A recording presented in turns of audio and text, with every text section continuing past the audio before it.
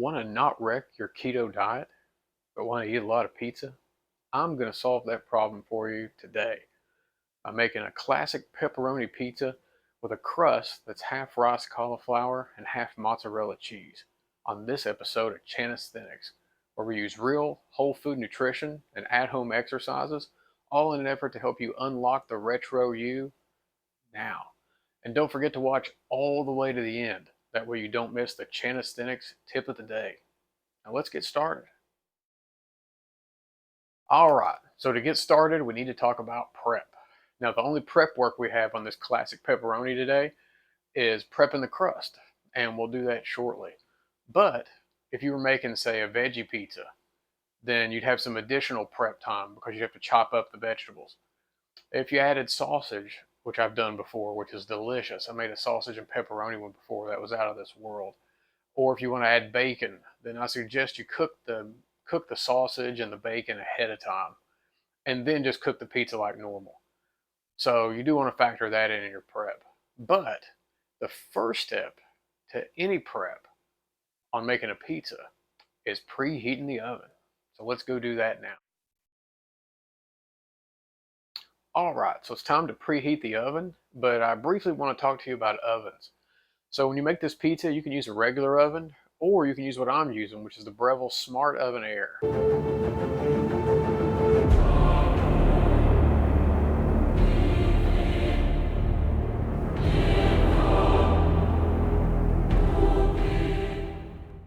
And I like using this because it preheats quicker and it cooks more evenly. And that's important to me because I like my pizzas a little more well done than most people, I think.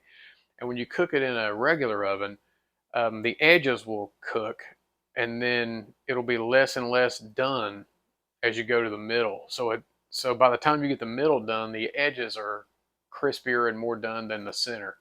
And it's not that big a deal, but when you like it as well done as I do in the center, then your edges may be burnt long before the center gets done. But anyway, that's just a special note. And if you want any of the equipment we're using in this video, whether it's the Breville Smart Oven Air, pizza pan, bowls, anything, I put links in the description below this video to everything we're using. And a small proceed will help support this channel when you purchase them through those links. And it's just one way you can help support us here at Chanisthenics, and we appreciate it more than you know. And that's all done at no additional cost to you. You pay regular price for everything. So that's a pretty cool deal. So so anyway, back to this oven, we want to preheat it, and it's going to be 450 degrees. So I'm setting it on there. Now the Breville has different settings. It has broil, air fry, dehydrate, toast, bagel, cookies. It even has a pizza setting. So that's what we're going to put this on. And as you can see how it's marked here, you can put the rack at this level for pizza. There's also a little dial indicator you can turn to put it on pizza. And then 450 degrees. And we're going to bake this crust for 12 to 15 minutes. We're going to check it at 12 and watch it. It may take 15. And we want to keep the time up on this. So I'm going to crank this time. I'm not going to put it on 12 to 15 minutes. I'm going to crank it up to about 45 minutes because we're going to be actually making the crust while this is preheating. So we don't want it to get done preheating because this preheats pretty quick and then shut off. And then that defeats the purpose of preheating it, right? So just keep that in mind.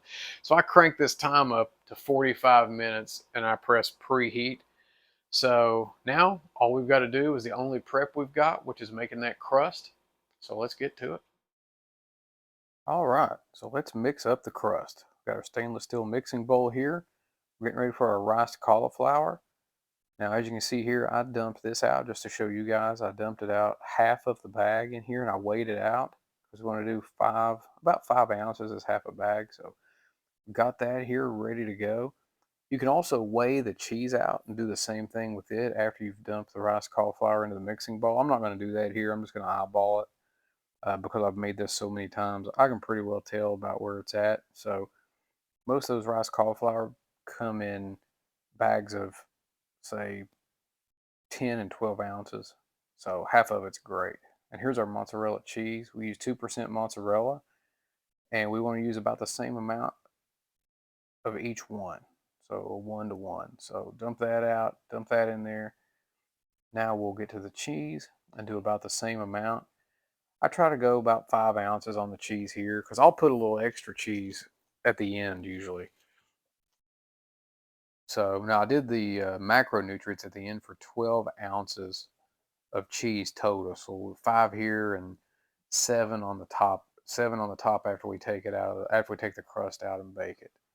So all right. So we got that. Now we'll need to put in the eggs. So I'm going to use 2 large eggs on this one, and that's what I prefer to do. But if you don't have large eggs, all you have is medium eggs, you will need to use 3 medium eggs.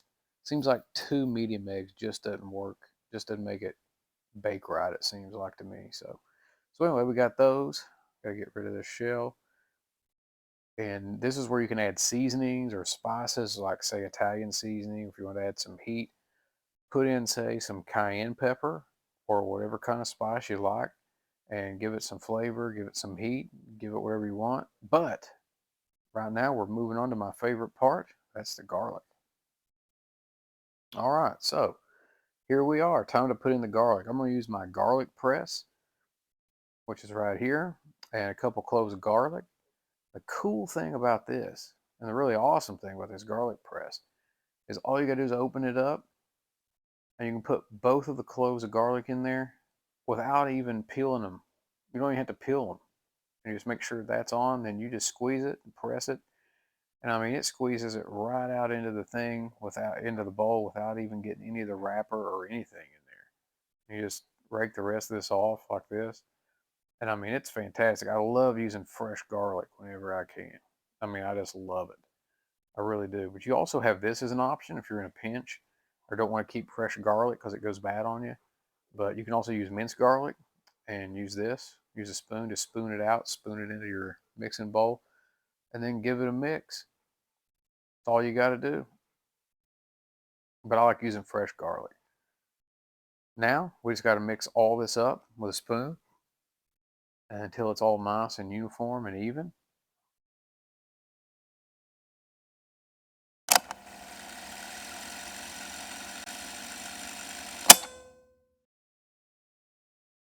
And there we go. And just like that, it's mixed up and ready to rock. Now let's get it on the pizza pan. All right, so what we have here is a 13-inch pizza pan. And remember, the ingredients for this call for a 13-inch pizza pan. So that means if you have a pizza pan that's larger, it's going to be way too thin. So I think most of you are probably used to this pan right here. This is a standard 16-inch pan that's sold at most retail outlets. Now notice these markings that are on the inside here. There's 4 of them all around the edges, right here and here. And notice the size difference. That's exactly about the size of a 13-inch pizza.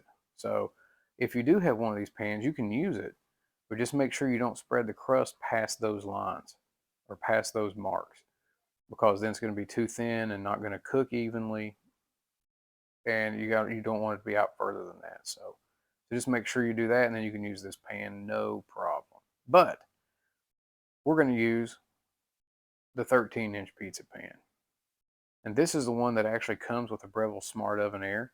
Now, I've put a link in the description below to this exact pan, but I've also put a link in the description to another 13-inch pan I call the budget pan.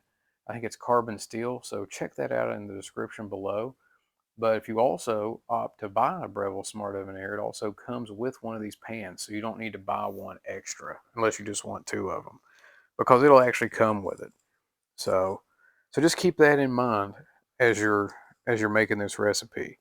But if you're going to make this all the time like I do, you're going to want a 13-inch pizza pan. Trust me. Now it's time to cover our pizza pan in parchment paper. And what I do, because it won't lay flat, see that? The edges curl up. I just wad it up. It's like a piece of paper. And then just unfold it and lay it back down. Now it lays flat and the edges don't curl up. So quick pointer from somebody who's done this about 1,000 times. And now I just kind of trace the outline here like this. It's kind of like tracing paper, the parchment paper is, so you can kind of trace the outline. And now we just dump our crust mixture on the top. We want to use this silicone spatula to rake it out because it really gets all the liquid out of the inside and all the moisture out out of the bowl anyway, is what I'm trying to say. I'm getting tongue tied here. So we just want to scrape it out using our spatula. Let's see. I don't know if you can see that very well, but boy, it scrapes all the edges and you get every piece of rice cauliflower and every bit of liquid out onto the pan. I'm trying to get a shot here for you to see. See how it rakes it all off and makes it nice and clean? That's what you want. That way you have less mess to clean up too. So turn it back upside down, get all this on the pan, and that way we can get this thing rolling. Now here, we've got two options. Option one, you can take the spatula and just spread this out and try to get it as even as possible. I mean, that's okay, but what I find oftentimes is it gets a little bit too uneven. So here's option number two, and that is a rolling pin. But before we use the rolling pin, we need to use a second piece of parchment paper. And I use the same procedure. We just take it out of the roll and tear it off, and then we'll place it on top. But I also, beforehand, I wad it up again too, just like I did the other one.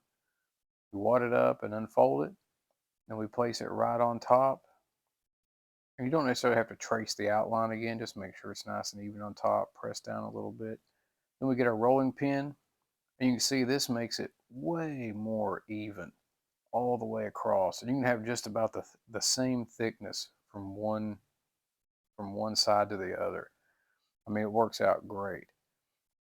And this is my favorite method, even though you use two pieces of parchment paper. This is the way to do it, I think. So, but you just want to keep pressing it, keep working it outwards and outwards and outwards until you get it to the right thickness that you want, and you fill the pan up enough. Now, again, this is why if you're using a bigger pizza pan, the 16-inch, you don't want to go out further than those marks on the pan underneath that I showed you previously. So I just want to do a few more little touches here to get it as even as possible and make sure it's thick all over the same thickness, and it looks about right. So let's pull this off and we'll discard this piece of parchment paper, and there you have it. All right, now if you have any outside the edge like that piece there, just fold the paper back over onto the pizza and it'll generally stick. And then you'll have it all inside the line, so to speak, or on top of the pan. So that's a really cool trick. Now I want to show you another trick. See how this paper sticks out? When you use the Breville Smart Oven Air, there's heating elements at the top and the bottom. So you want to tear this off and make this smaller. That way it doesn't stick out as far. That way it doesn't get involved in those heating elements. Now, you don't have to get it right to the edge. You can leave a little bit around the edge like I'm doing here. But make sure you make it a lot smaller. Right there is about perfect what I'm doing there. And leave about that much on the edge. And just tear it off all the way around. Be real easy not to rip it back too far into the pizza itself. And that's good enough right there. You can leave that little piece that's sticking up in the front. And the reason being is I actually had that touch and it actually caught on fire. So please don't do that. Learn from my mistakes. So definitely trim that down. Now, if you're in a conventional oven, you may not need to do that, but let's get this in the Breville. I am hungry. All right. And here's a shot of it in the oven. I just put it in there and you can see that the parchment paper is completely out of the way and not in danger of any of the heating elements. So, and here's a shot for you after about 5 minutes of cooking. You can see how it's starting to flare up there and bubble up. So that's what you want. So here we are at exactly the 12-minute mark, and this is what you want it to look like. You don't want it overly done on this step because we're going to add the sauce, cheese, and toppings to it and then bake it again. So you don't want to get it overly done on this step. So let's do it.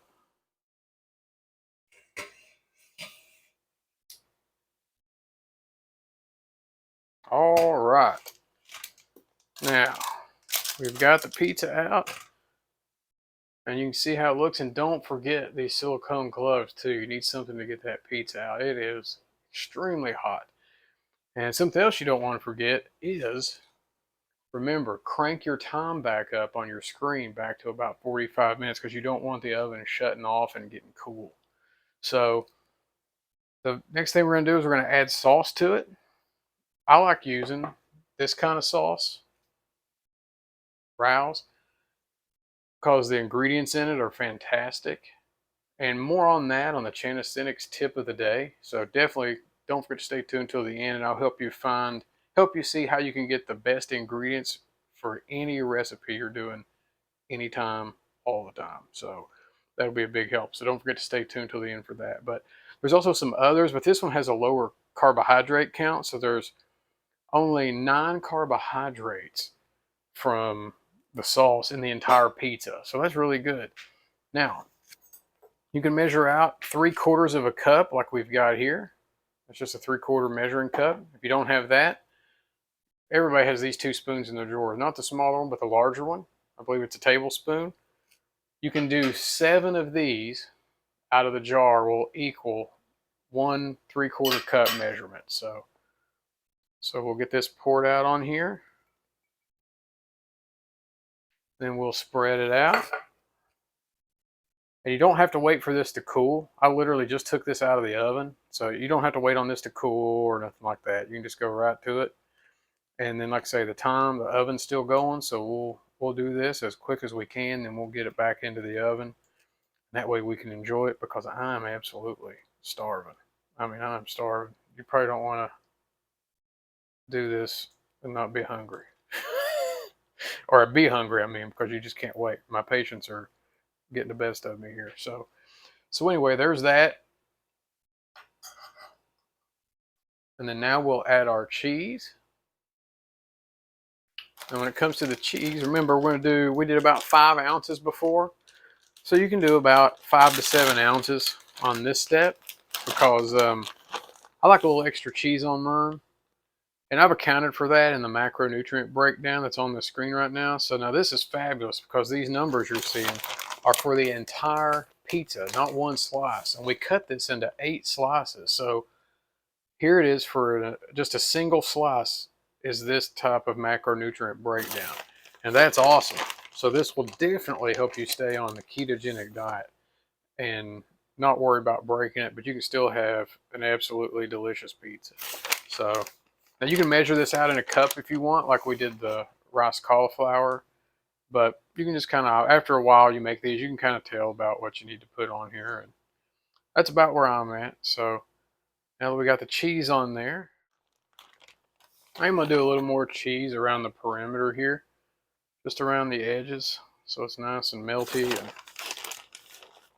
that way it fills it out all the way.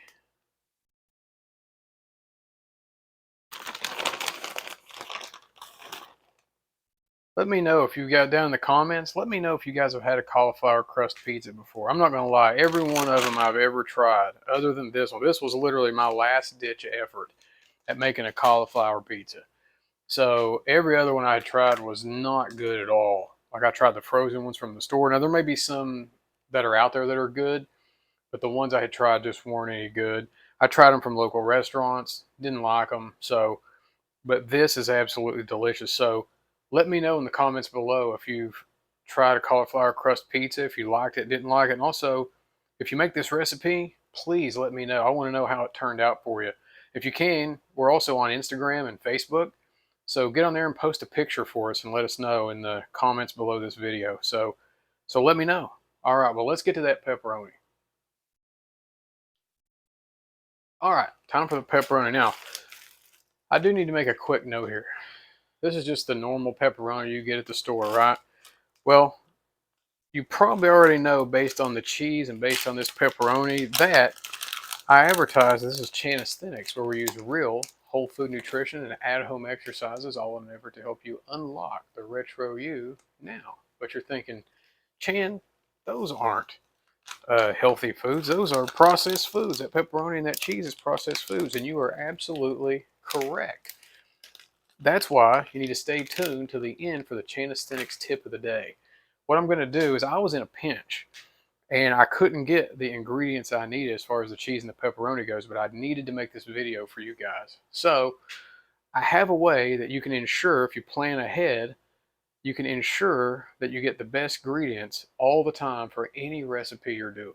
So again, stay tuned till the end for that. And that's the Chanisthenics Tip of the day coming at you.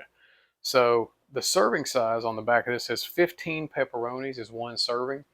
And since it's processed food, we want to minimize that as much as possible. So I'm only going to do 15 of these, and we'll just space them out as evenly as possible.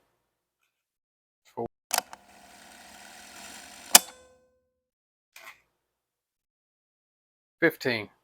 There we go. Now, all we've got to do, get this in the oven for 12 to 15 more minutes, and then we can eat it. This will be awesome. Let's get this in the oven. So, we got it back in the oven. Again, we're going to do this for 12 to 15 minutes. Now remember, I talked to you guys earlier about the timer here. I've got that up. I'm going to drop this to 20. Actually, let's say 17. So drop that to 17 minutes. And I'm actually going to set a timer on my phone. That way I don't let it get too done. So I'm going to check back on this in 12 minutes. Then just watch it.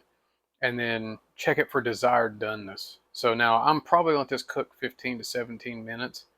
But you guys probably won't. Like I said earlier, I like having mine a little more well done than most people. So anyway, check back in 12, and cannot wait to eat this pizza. I am starving, so we'll see you then. All right, everybody, here we are at the 13-minute mark, and this is about how I like my pizza. So that's nice and done. So let's take this out of here. Let's go and enjoy it with a side of nostalgia. See you in a few. All right, here we are, ready to enjoy this pizza with a nostalgic feel. So I'm going to cut this pizza. That way we can dig right in. I am starving for this. Now, I've given this thing sufficient time to cool down because these things can be nuclear hot when you first get them out of the oven. So be careful and don't burn yourself for sure. But I'm just cut this into 8 slices, and again, the macronutrients are up on the screen per slice and per the whole pizza. And just as a reminder, as the Ninja Turtles are asking us, want a pizza this? Yes, we do.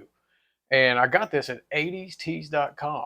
If you guys could go check out 80stees.com. I put a link in the description below. They got everything all of us who were made in the 80s absolutely love. They've got shirts that feature our favorite retail brands. They've got TV shows, bands, even our favorite cartoons, everything. And if you go there and add shirts to the cart, at the checkout, type in this code, Chanisthenics30. That's Chanisthenics30. And you'll get 30% off your entire order. And also, a small proceed will go and help support the channel, which we appreciate.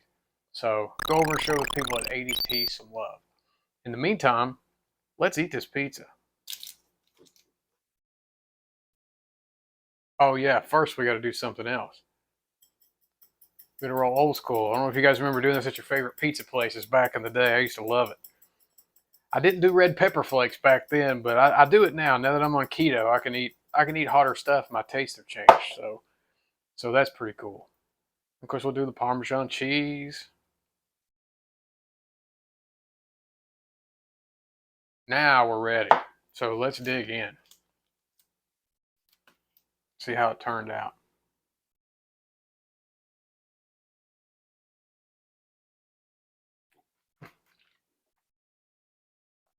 That's incredible. That's one of the best one of these I've ever made. You guys have to make one. When you do, let me know. Let me know how it turned out. In the meantime, don't forget, it's now time for the Chanisthenics Tip of the day. So let's go to that right now. Now it's time for the Chanisthenics Tip of the day. Now today, we're going to go to our mobile phones because what I want to do is show you something that's an invaluable tool that's absolutely free. And this will help you with your shopping and with your recipe planning. So what we're going to do is download an app. And again, totally free. The name of it is the Bobby Approved app. Now, this is from Bobby Parrish over at Flav City. Go show him some love on his channel. Excellent, excellent resource for all things healthy, whether it's paleo, keto, anything that's real whole foods. And he has an app that we're going to download, and you can either scan the barcode or just type in the name of a food, and he'll tell you the quote Bobby approved ones, the ones that are real whole food that have good ingredients or good enough ingredients to get by. It's super helpful. Now, what I should have done in today's recipe, where I did the keto pizza and had the mozzarella cheese and the pepperoni that weren't real whole foods, had I typed into the Bobby approved app pepperoni, it would tell me the kind I need. I could either order it online or I could go to the local store if it's sold at one that's near me and pick it up and have that ready for the recipe. Same thing with the mozzarella cheese. There are Bobby approved mozzarella cheeses and there are Bobby approved pepperonis on there. So that's awesome. You know what's not awesome? Finding out that the pasta sauce you've been using all this time is not, in fact, Bobby approved. So let's type it in and see what one is. Click the Bobby approved. All right. Now, a lot of these I don't recognize. I'm fast forwarding this a little bit um, to one that I do recognize. Ragu, that's interesting. Oh, Little Italy. That is Bobby approved. That's what we need to use. So that's the Chanisthenics tip of the day. And don't forget, if you got value out of this, please consider subscribing to the channel. And don't forget to ring the notification bell, because what happens is every time I drop a new video, one a week, you'll be notified as soon as it hits. That way you don't miss it. That also helps support our channel and helps us keep doing what we're doing here, and also let YouTube know that you appreciate the content. So until next time, this is Chan signing off, and we'll see you in the next one.